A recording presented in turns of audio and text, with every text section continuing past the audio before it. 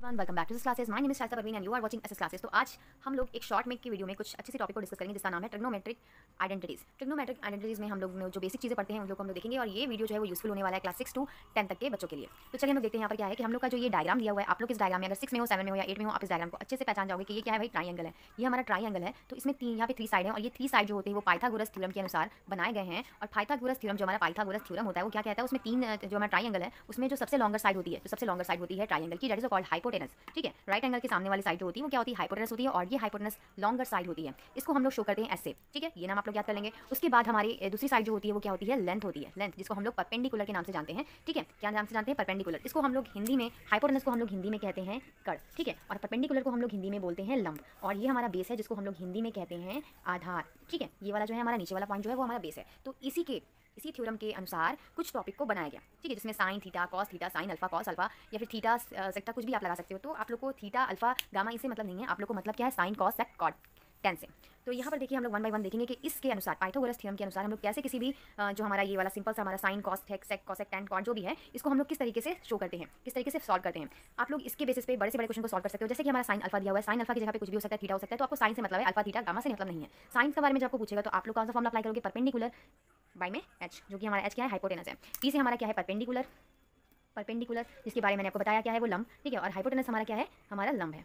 ये हमारा हाइपोटेनस क्या है, ये परपेंडिकुलर हमारा क्या है, परपेंडिकुलर सॉरी हमारा लंब है, और हाइपोटेनस जो हमारा क्या है वो कर्ण है। ठीक है, इतनी समझ में आ गई, परपेंडिकुलर अपॉन में हाइपोटेनस। उसके बाद यहाँ पर डायग्राम में आप देखोगे तो डायग्राम में मैंने शो किया है ए बी सी के नाम से। तो परपेंडिकुलर हमारा कौन सा है, परपेंडिकुलर में हम लोग किसको शो कर रहे हैं, ए अपॉन सी को, ए को सी को। ठीक है, और हम लोग का जो ये हाइपोटेनस है उसको हम लोग किससे शो करें, बी सी से, यानी कि बी वाला और सी वाला। ठीक है, इसको हम लोग शो कर रहे हैं। नेक्स्ट है हमारा कॉस, कॉस अल्फा। ठीक है, कॉस जो होता है वो साइन का क्या, हमारा कॉसेक होता है। ठीक है, वो साइन का क्या होता है, उल्टा होता है। इसलिए मैंने साइन के बाद डायरेक्ट कॉसेक को लिख दिया, क्योंकि साइन का उल्टा क्या होता है, कॉसेक होता है, यानी कि 1 अपॉन साइन थीटा या साइन अल्फा या कुछ भी। तो इसका उल्टा मतलब कि इसका अपोजिट हो जाएगा। ठीक है, इसको पलट देंगे। अब जहाँ हमारा साइन अल्फा की जगह पे परपेंडिकुलर अपॉन में हाइपोटेनस था, वहाँ पर हमारा कॉसेक अल्फा की जगह पे हो जाएगा हाइपोटेनस अपॉन में परपेंडिकुलर। ठीक है, ड्यूरिंग द डायग्राम, इस डायग्राम के अनुसार आप लोग इसको शो कर सकते हो। नेक्स्ट है हमारा सेक।